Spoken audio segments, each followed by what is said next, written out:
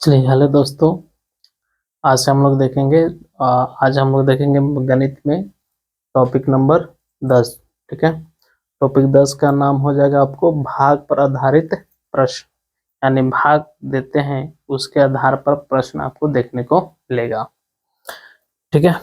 देखा जाए, इसमें हम लोग सबसे पहले कुछ 3 क्वेश्चन लिखे हैं। इसमें आपको बारे में समझना है। जैसे मान लीजिए कि किसी संख्या में भाग देते हैं तो जो एक तरह से आपको इस तरह से संख्या मिलेगा। यहाँ पे जो लिखा होता है उसको भाज्य कहते हैं। ठीक है। और यहाँ पे जो लिखा होता है उसको भाजक कहते हैं। और जो यहाँ लिखाएगा उसको भागफल कहते हैं। और जो यहाँ लिखाएगा उसको शेषफल कहते हैं। शेषफल। ठीक है। ये बात ध्यान रखना है।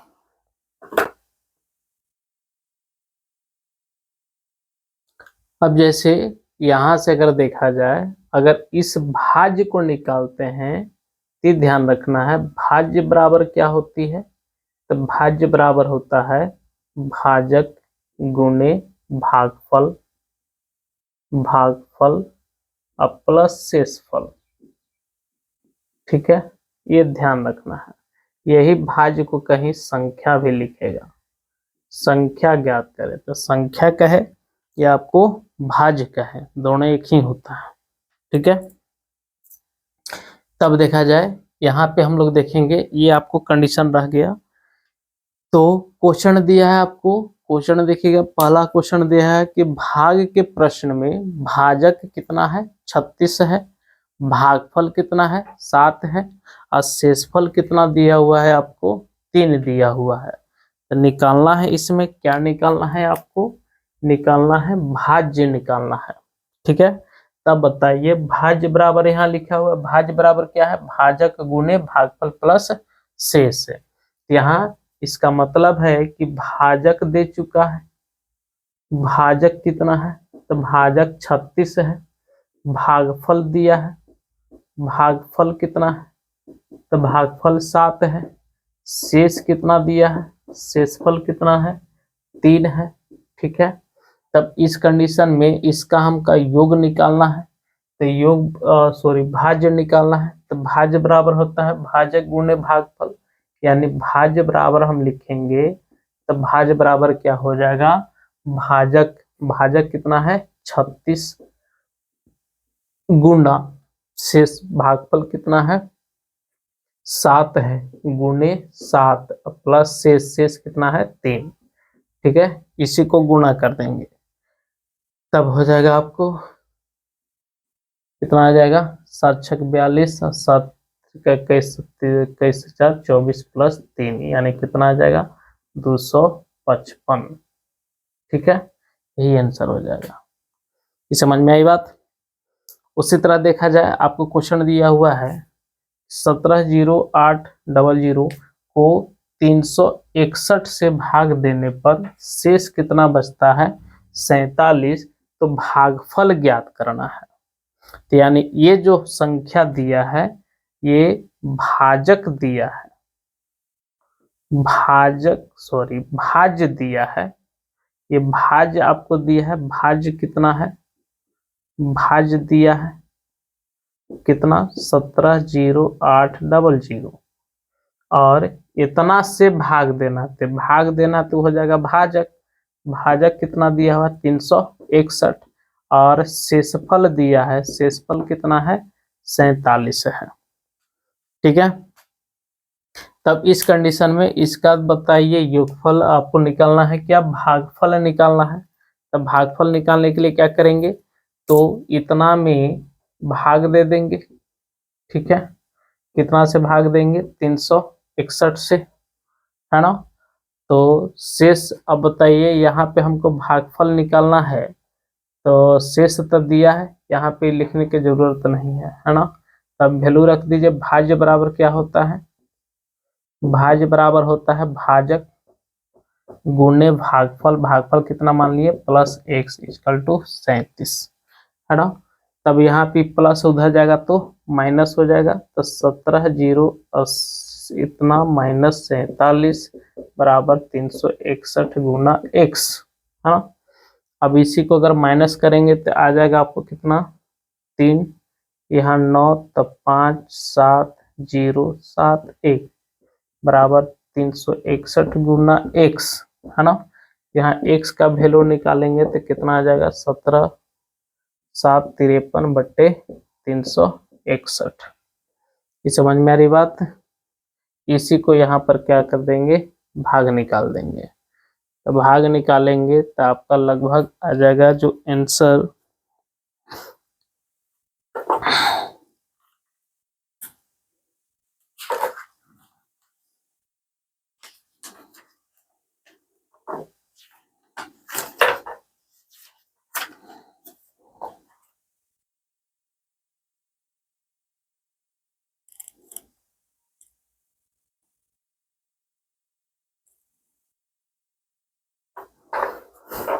ठीक है, भाग लगाया तो 473 आ जाएगी। ठीक, ये आंसर हो जाएगा।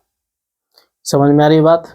उसी तरह देखा जाए, इसको क्वेश्चन देखिएगा, आपको दिया है भाग के प्रश्न में शेषफल कितना है, 10 है, भागफल कितना है। भागफल बोल रहा है कि शेषफल का के गुना है, 4 गुना है, और भाजक जो है भागफल का के गुना है, 5 गुना है। तो शेष भाज्य ज्ञात करें। तब इस कंडीशन में देखा जाए, जब भाज्य निकालने के लिए बोल रहा है तो यहाँ पे देखिए शेषफल बोल रहा है ना, कि शेषफल कितना है, शेषफल आपको दिया है, शेषफल 10 है।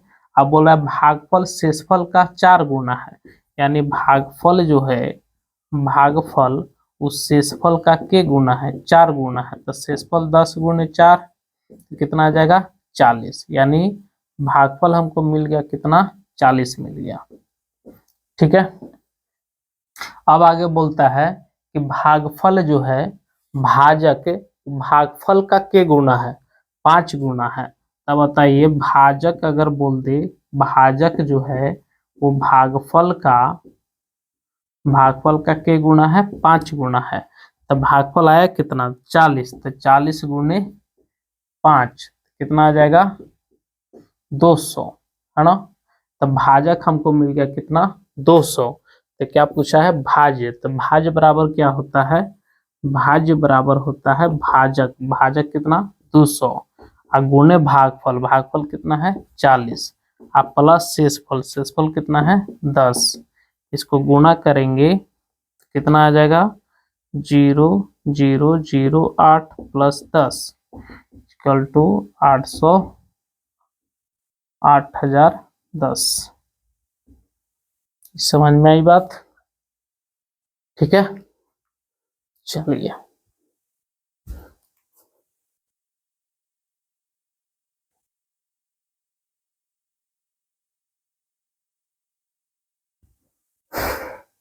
चलिए देखा जाए। अब आगे हम लोग क्वेश्चन देखते हैं। आपको क्वेश्चन दिया हुआ है, देखिए इस तरह से क्वेश्चन है आपको। ठीक है, अब यहाँ पे क्वेश्चन को बनाने का प्रयास करेंगे हम लोग।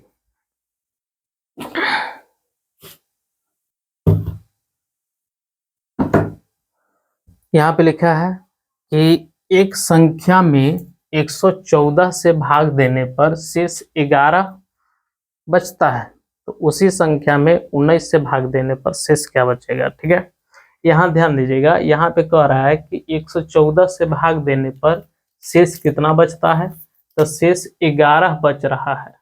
तो उसी संख्या में कितना से भाग देने के लिए बोला है, 19 से।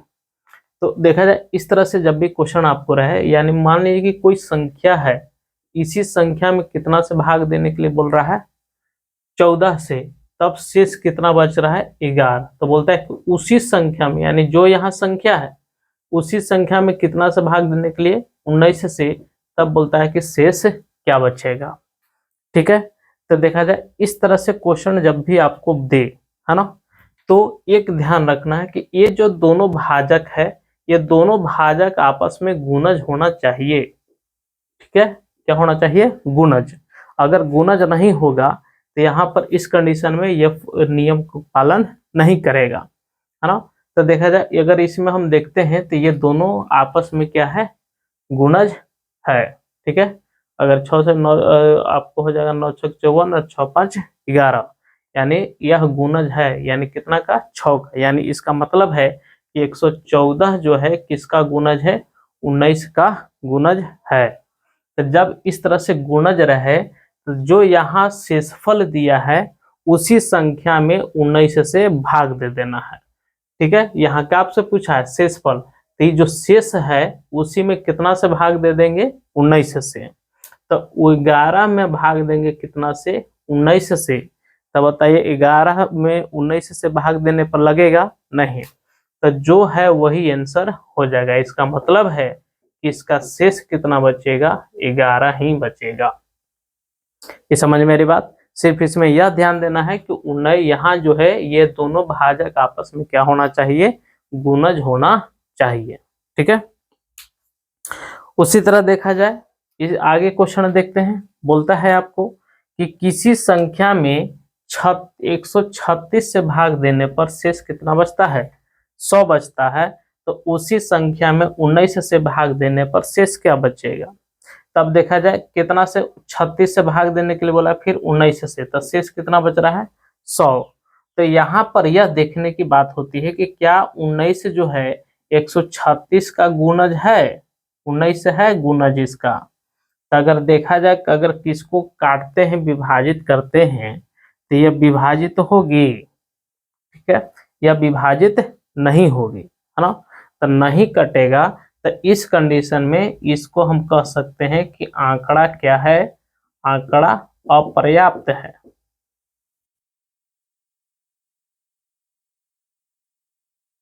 ठीक है, ये ध्यान रखना है, आंकड़ा क्या होगा, अपर्याप्त, या इसको हम ज्ञात नहीं कर सकते हैं। ऐसा नहीं कि पूछा तो आंख मूंद करके सीधे मार दी, चलो भाई यहाँ से एकरा में गुना कर दे 19 से, 19 पचे 95, तो शेष बच गया 5, हो गया आंसर, है ना। ऐसा नहीं होता है। ठीक है, ये कब फॉलो करेगा, जब ये 19 जो है दोनों भाजक आपस में क्या होना चाहिए, गुणज होना चाहिए। अगर गुणज नहीं है तो आंकड़ा क्या हो जाएगा, अपर्याप्त। ठीक है, चलिए इसके बाद आपको दिया है आगे नेक्स्ट क्वेश्चन अगर देखते हैं।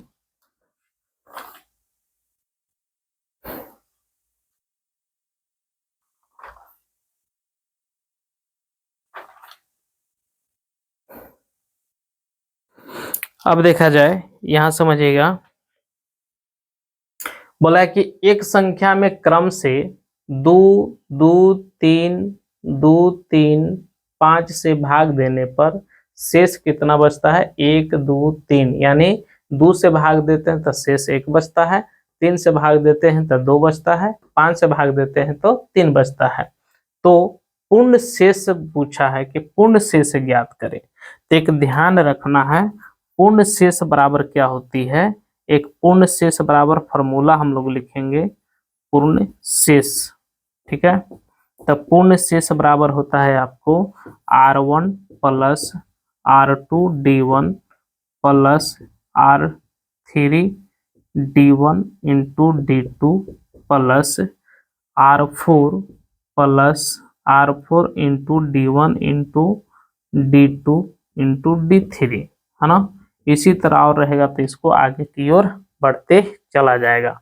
R क्या है, तो R ध्यान रखना है, R यहाँ पर क्या है, तो R है आपको शेषफल, R क्या है शेषफल, और D क्या है आपको भाजक, है ना। तो देखा जाए इसमें ध्यान रखना है कि भाजक जितना जितना शेषफल रहेगा उतना ही तक लेना है। अगर D1 D2 खत्म हो जाएगा, R1 R2 खत्म हो जाएगा, तो फिर आगे D1 D2 नहीं लेना है।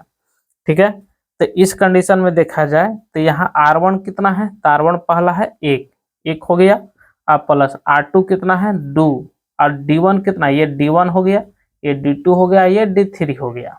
ठीक है, तब इस कंडीशन में D1 कितना हो गया 2, तो गुना 2, प्लस R3 कितना हो गया 3, तो 3 हो गया, तो D1 कितना है 2 और D3 कितना है 3। ठीक है, अब आगे क्या R4 है, नहीं, तो R4 नहीं है तो बाकी छोड़ देंगे, यानी 5 ही छूट जाएगा। ठीक है, अब इसी को गुणा कर देंगे, तो यहाँ पर हो जाएगा 1 प्लस 2 दूना 4, अब प्लस 3 तिरका 9, 9 दूना 18, 18 4 22 1 23, यानी पूर्ण शेष कितना हो गया 23 हो जाएगा। समझ में आ रही बात? तो इसको इस तरह से बनाएंगे। अब देखा जाए नेक्स्ट क्वेश्चन देखते हैं। यहाँ पे आपको दिया हुआ है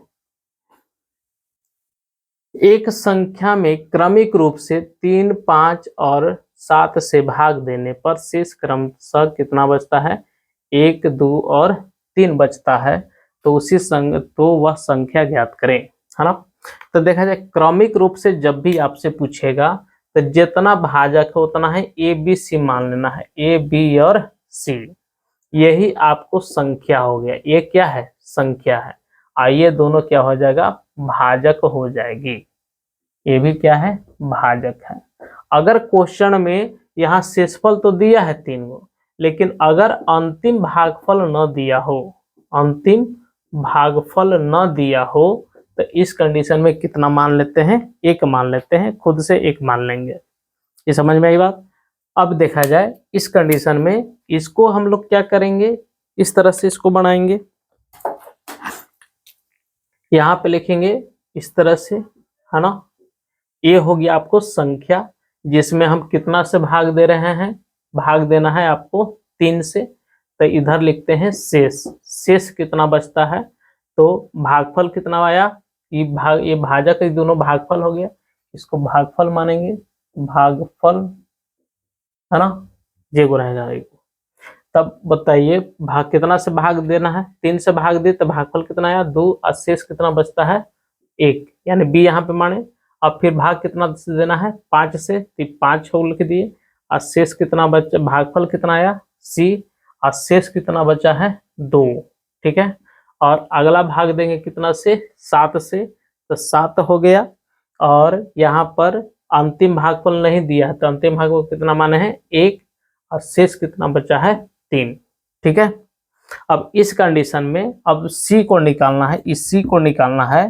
तो अब इसको ये भाजक हो गया, ये भागफल हो गया, ये शेष हो गया। तो सी भाज्य हो गया, तो भाज्य बराबर भाजक गुने भागफल प्लस शेष, यानी इसको निकालेंगे तो 7 गुना 1 प्लस 3, यानी कितना आ जाएगा? 10, ठीक है।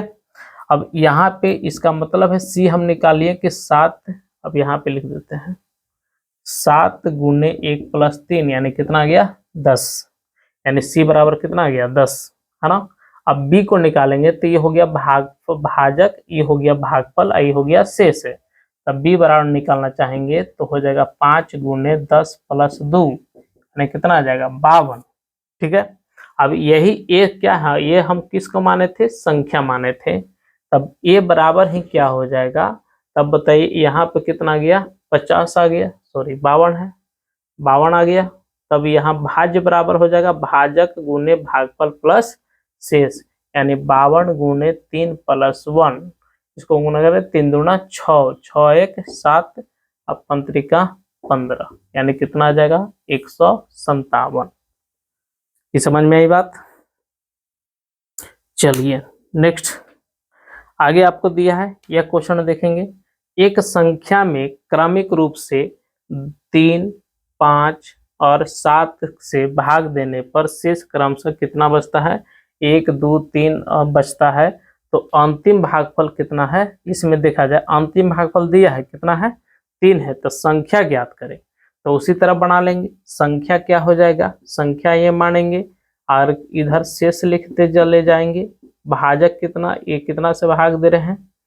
कितना से देना है? 3 से। तो शेष कितना? भागफल कितना आया? बी, है ना। और शेष कितना बचा? 1।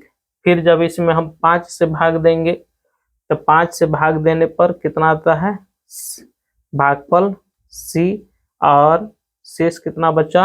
2। अब कितना से भाग देंगे? 3 से, सॉरी 7 से। 7 से भाग देंगे तो शेष क्या बचेगा? 3। तो शेष तो 3। अब अंतिम भागफल दिया है कि अंतिम भागफल कितना बचता है? अंतिम भागफल 1 बचता है, सॉरी अंतिम भागफल यहाँ दिया है कितना? 3, यानी 3 बचता है ना। तो उसी तरह सी का अगर वैल्यू निकालेंगे तो सी बराबर क्या हो जाएगा? तो भाजक गुने भागफल प्लस शेष, यानी सी बराबर हम लिखेंगे 3 7 गुने 3 प्लस 3, तो 17 21 3 24, यानी सी का मान कितना आ गया? 24। अब b का निकालेंगे तो ये हो जाएगा भाजक, भागफल और प्लस शेष। 5 गुने 24 प्लस 2 यानी कितना आ जाएगा 120। और a बराबर निकालेंगे तब हो जाएगा, अब यहाँ पे आ गया ये 120 है ना, तो 120 तब भाजक गुने भागफल यानी 120 गुना 3 प्लस शेष, शेष कितना है 1, यानी हो जाएगा 12 तिया 36 361। समझ में आ रही बात? चलिए को स्क्रीनशॉट लिया जाए। समझ में आ रहा है तो दोस्तों में शेयर करिएगा और लाइक करिए और चैनल को सब्सक्राइब करके रखिएगा। ठीक है।